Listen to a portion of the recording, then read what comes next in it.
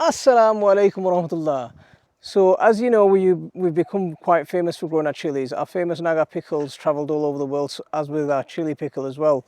We grow a lot of our own chilies. We grow a lot of our really super hot chilies. And in today's video, what I'm going to do is I'm going to show you how we pot up our chilies and get them ready for the season ahead.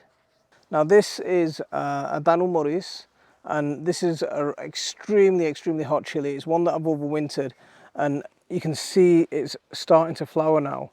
And I'm going to keep this one in this small pot and just leave it as it is. There's more that we've overwintered. I'll show you these ones as well before we go on to planting the ones that we've grown this year out. So here's a Naga that I overwintered, and it's flowering quite nicely. It's putting on a good bit of growth. It's come on really well. So with this one, after it had finished fruiting for last year, we trimmed it back and we just sort of trimmed the roots, put it into a small pot and overwintered it on a windowsill. And the same with this one. I mean, this one wasn't a massive chili plant to begin with. This was a chocolate habanero. And likewise with this one, we overwintered it.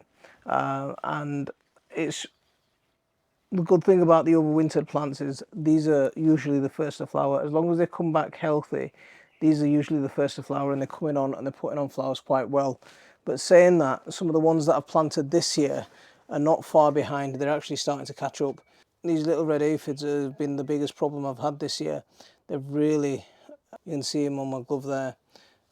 They've caused most of my issues this year. As long as you're keeping on top of it, as long as you're clearing off those aphids, washing them off with jet wash, or blasting them off, washing them off with a bit of soapy water, or using a bit of neem oil or something like that, and as long as you're managing to maintain that sort of routine, you can keep those aphids under control. With those kind of routines, because they are quite mechanical, you've got to do it regularly. You've got to do it every week. And if you take a few weeks gap, you're going to end up with an aphid outbreak and they'll decimate your stuff. And that's going to be the case until you're and that's going to be the case until your natural predators move in.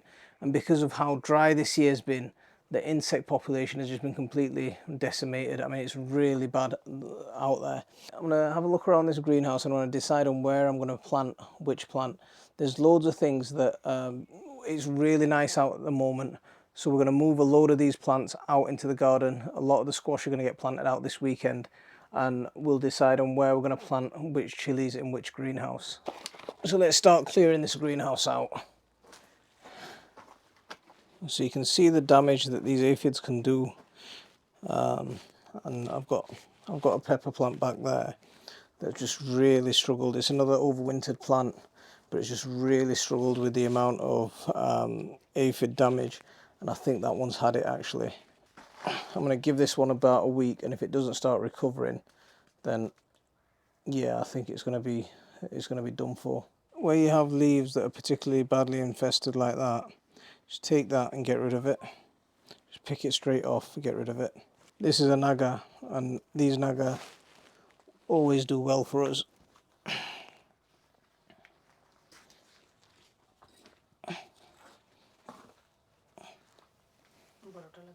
See, the soil is pretty nice, so I don't need to add any compost to here right now. But what I will do is add a little bit of chicken manure pellets into the base of the hole. And just mix that into the soil. And the reason that I'm going for chicken manure is because what I want is early stages of growth. You want a high nitrogen feed to get this plant off to the flying start. That you want it to put on a lot of leafy growth right now, especially when the plants are young. You want them to put on a lot of leafy growth, and you want them to, you just want them to bush out as much as possible. So that's what this is aimed at. If you firm the plants in, so you've got like a little crater shape, all the water is going to come in and it's going to pool around there and it's going to sink into the roots. What I will do is I will put a layer of mulch onto this very shortly, so I can conserve whatever moisture is in the soil already. So I'm just going to place my plants into the sort of shape that I want them in. into the position that I want them in. I'm going to go for a zigzag shape in the way I plant them, and that way I'm maximising the space that I've got in here, because I don't want any space to go to waste. What I'll do in this corner is I'll plant a taller plant, so something, you know, these chilies, these nagas are going to stay sort of this height, they're going to bush out, so we want a foot on either side, they'll bush out. The whole aim of what we're doing is trying to maximise space as much as possible. We're not commercial growers, so we don't have loads and loads of space available. So whatever space that we do have, it's got to be used in the best way possible without wasting any space. But we've got to plant in a way that's not going to compromise on quality.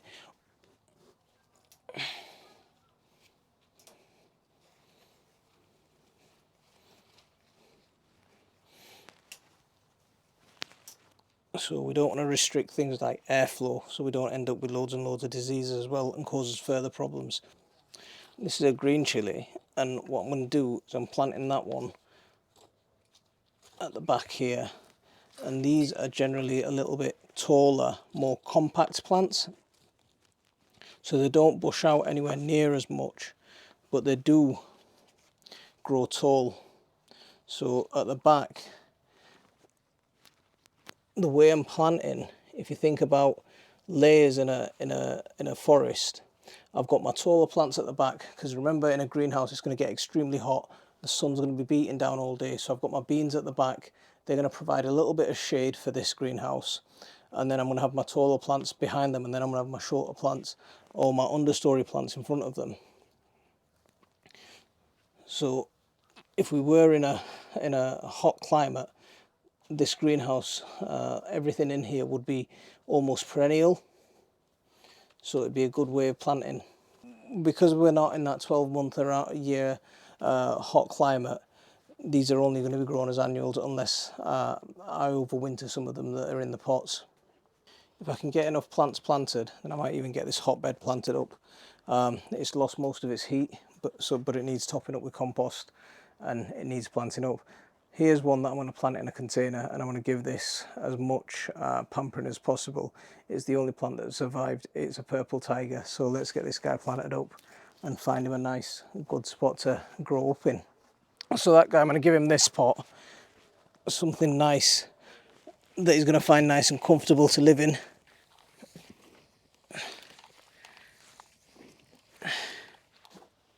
Yeah, there we go. I'll show you how I've set the pots up, but the way I've set it up is, I've done it in my typical way, is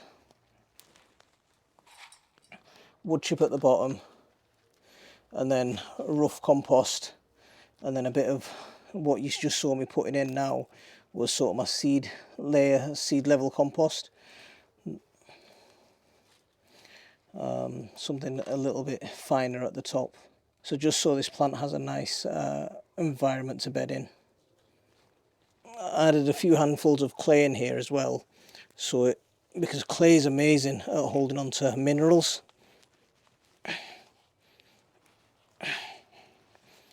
But yeah, we'll give this one as much pampering as possible, just so we can get that one. I mean, we had these chilies last year. They're absolutely beautiful little purple chilies, but they're fire. They're like fire. They're amazing.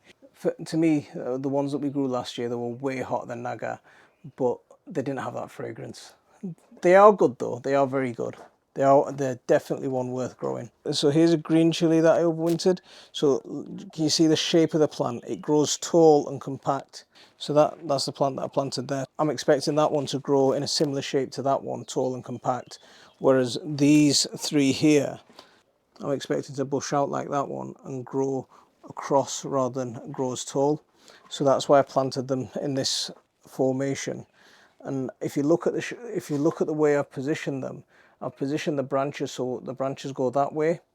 So those branches are going to go that way, those branches are going to go that way, and they're going to fill up this empty space. And this one's just going to grow tall and compact. Look, I've shown you my overwintering chilies. Some come out absolutely amazing, they come out really well. And sometimes you do end up with this. So these are another couple of overwintered chilies. that just don't seem to have done anything. This anaga, it got attacked quite badly by aphids, lost a lot of leaves, but it's starting to recover now and it's starting to come back to life from much lower down and not from the top. And the same with this one. I mean, it's coming back. I don't know if this one's going to do as well. I think I've got hope in this one, but in this one I don't have much hope. What I will do is I'll pot it up and put it into a different pot and just see if I can get it to, you know, if I can just push it over the line. But with this one, I'm not holding out much hope. This one, I've still got some hope in. Yeah, see, this is what I mean with the aphids. It's the aphids on the overwintered chilies that are just causing absolute nightmares. We've seen a lot less wasps this year. Once we start seeing them frequenting the garden a lot more and we start seeing ladybirds come in a lot more, they'll do us a world of good and they'll start eating these aphids and bringing them under control. So into this greenhouse, and you can see a lot more action here. A lot of my younger plants and you know, a lot of my nursery plants are here, and I've got some plants that are slightly bigger. I've got some plants that are slightly smaller. Now, these were the bigger ones are the ones that are going to go into ground, and the smaller ones are going to be the ones that are going into pots. So I've got some already potted up into pots at the back. So we're going to rejig this greenhouse, and the permanent plants that are going to stay in here can go in, and we want the pots where we can easily maneuver them about. So here's an overwintered chili that just doesn't seem like it's done anything. Again, you can see it suffered from aphid attack, which has caused it the majority of its problems. You can see them under that leaf. At this time of year, it's time to be ruthless. It's not time to be nostalgic over plants. Get rid of them. Space is at a premium. We can't waste time with plants that aren't going to make it. So before I get everything into its final position, I want to give it a good clean, and that's just going to help me get everything organised properly. We have got a little bit of a slope going down this way of the greenhouse, so some soil does end up washing down that way.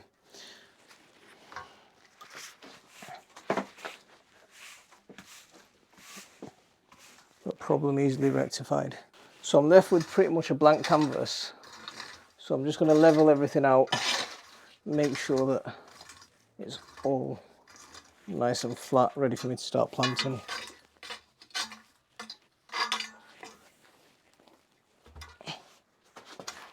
The bricks that you're noticing in the middle is so I can use as stepping stones rather than stepping on the beds.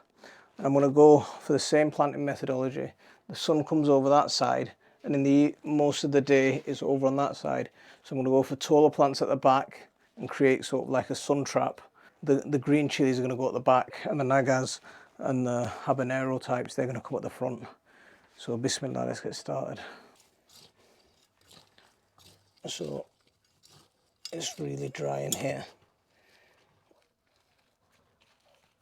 I need to get some, once all these are planted in, all this needs watering properly. So one good thing about this greenhouse, so there's a lot of off run from the chicken coop that's just behind. So if it does rain, stuff does end up in here. So let's get this chili into the ground, bismillah.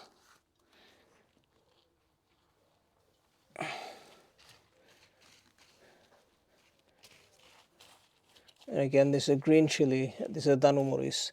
It's going to grow tall and it's going to grow compact. So this corner is going to be perfect for it. The beds are a little bit wider in here than in the other greenhouse. So I'm going to go for the same zigzag pattern, but it's not going to be as spread out. So I don't have as many plants along the back window like I did in the other greenhouse. So I've got that much more space to play with. And I've just spotted this on my aubergine plant. Come and have a look at this. Look at the amount of aphids on that. So quickly squish them.